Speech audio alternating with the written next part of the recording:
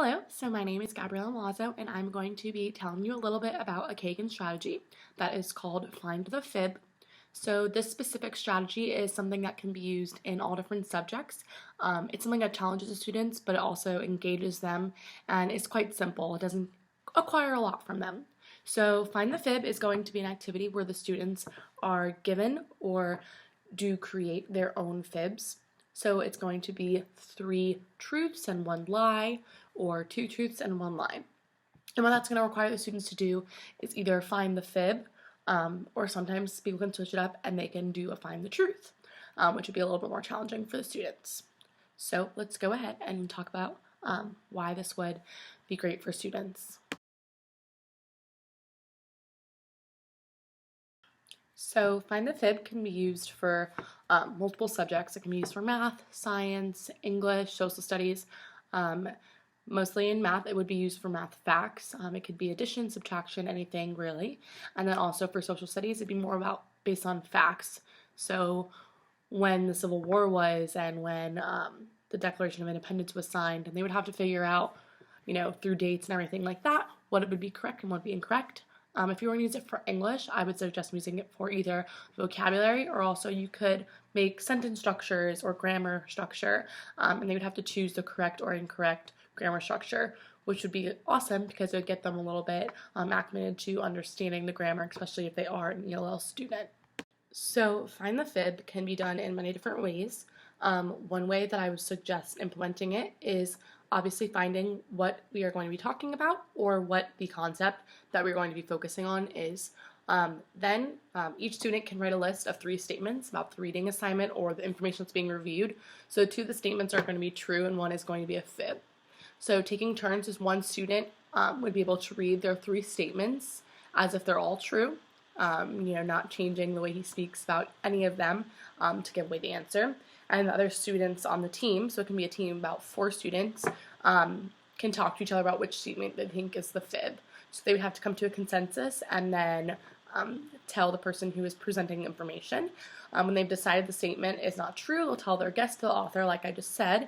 And if they have been fooled by the student who is giving the truth and the fib, then he gives a reason why the statement is false.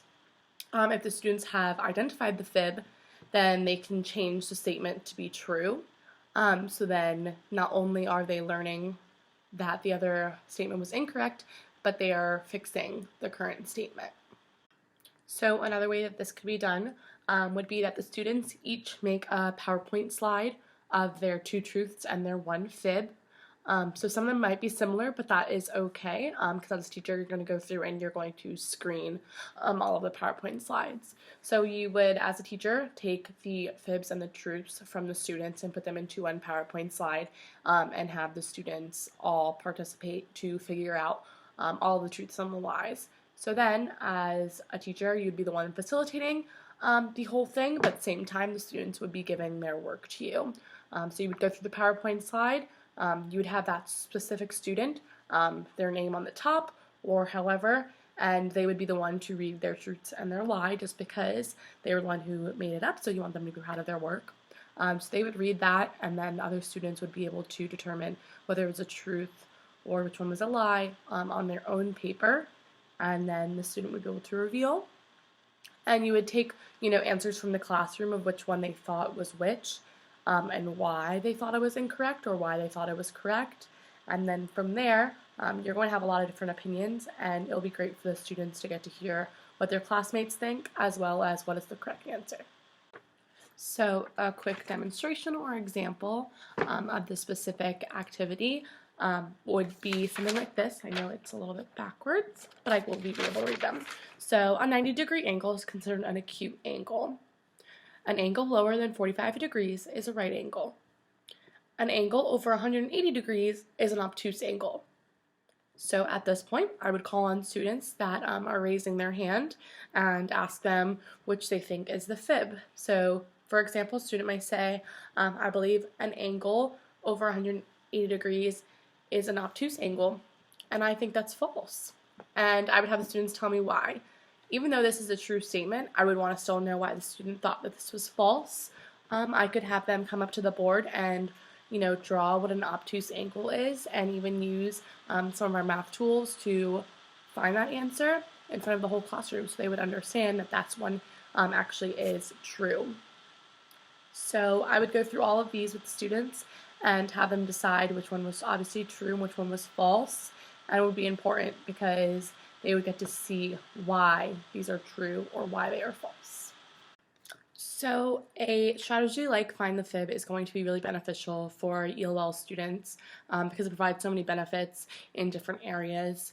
Some of the ones that I think that will be the most beneficial is that it really is going to increase their verbal interaction with the classroom as well as their peers and everyone else.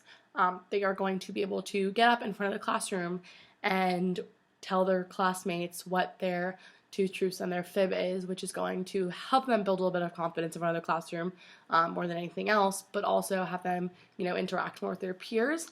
And then also, if they are figuring out which of the three is a fib, they're going to be able to work with their fellow classmates about, determining which one is and why, which I think is really important because the more they work with other students, the better it is. They rather learn from their classmates, and sometimes they rather, be listening to a teacher. So having those classmates there to kind of support them is going to be really beneficial for them. I also think it really promotes active involvement of a learner because they have to do the work. They have to make their two truths and their fib. And if you are requiring each of the students to write down all of their fibs and what they think is true and their rationale and their proof, then they're definitely going to be engaged and they're definitely going to be doing the activity.